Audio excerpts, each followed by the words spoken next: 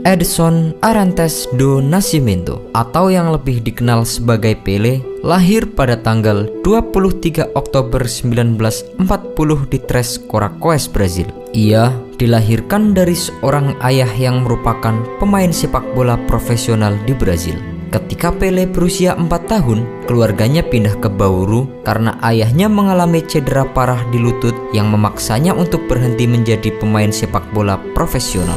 Pelé tumbuh dengan dua nama julukan, yaitu Diko dan Pelé. Keluarganya memberinya nama panggilan Diko yang berarti anak seorang warrior.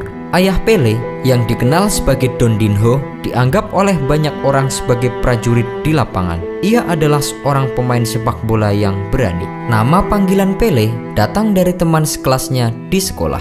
Pelé adalah tipe bahagia yang tidak keberatan dengan teman yang mengganggu dan mengolok-oloknya di sekolah. Ia akan tersenyum meski saat ia sedang terganggu dan disakiti.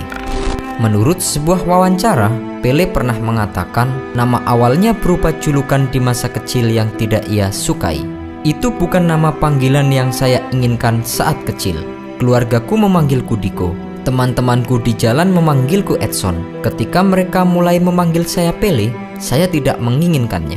Mimpi masa kecil Pelé sebenarnya untuk menjadi seorang pilot. Namun, mimpinya harus kandas ketika sebuah pesawat lokal jatuh di dekat rumahnya.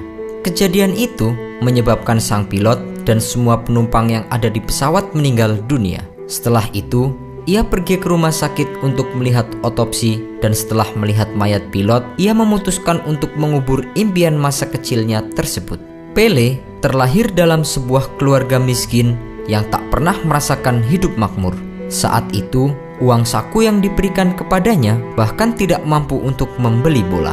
Namun, kemiskinan tidak lantas membuat Pelé berhenti bermain bola.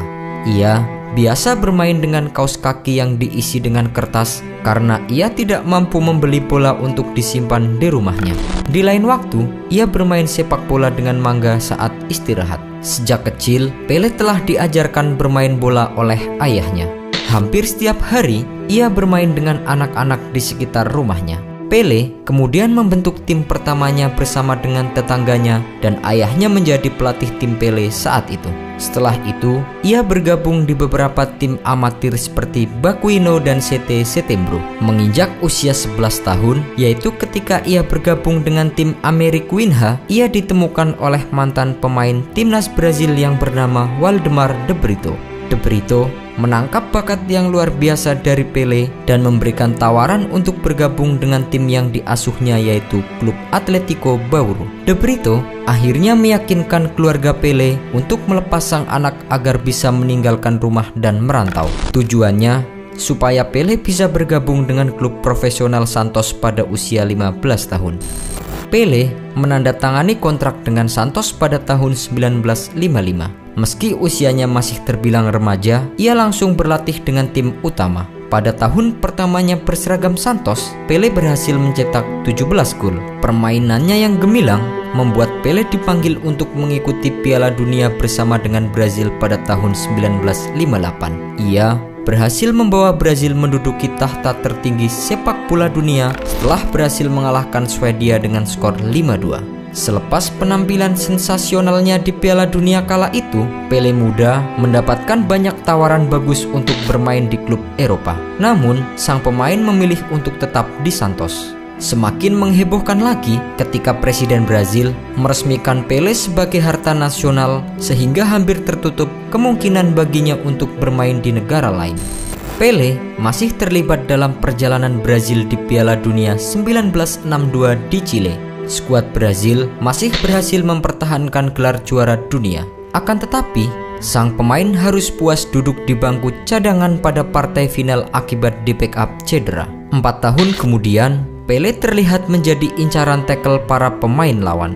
Ia kembali cedera dan Brazil harus tersingkir dari Piala Dunia 1966 pada babak penyisihan. Pada akhir 1960-an, dua kubu yang berseteru dalam perang sipil Nigeria dilaporkan menyetujui gencatan senjata selama 48 jam agar dapat menyaksikan Pelé bermain dalam sebuah pertandingan persahabatan di kota Lagos. Itu adalah bukti betapa fenomenalnya pengaruh Pelé pada dekade 1960-an.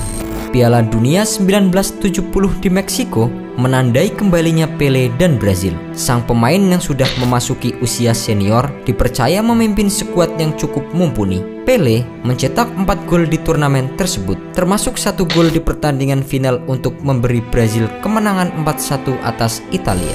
Merasa sudah cukup meraih segalanya, Pele mengumumkan pengunduran dirinya dari sepak bola pada tahun 1974. Meski demikian, ia sempat terpikat kembali ke lapangan hijau pada tahun berikutnya untuk bermain di New York Cosmos pada Liga Sepak Bola Amerika Utara.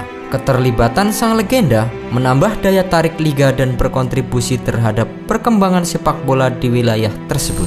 Pele memainkan pertandingan terakhirnya dalam sebuah pertandingan persahabatan antara New York Cosmos dan Santos pada bulan Oktober 1977. Pada tahun tersebut, sang legenda hidup sepak bola ini resmi pensiun dengan rekor fantastis. Ia berhasil mencetak 1.281 gol dalam 1.363 pertandingan.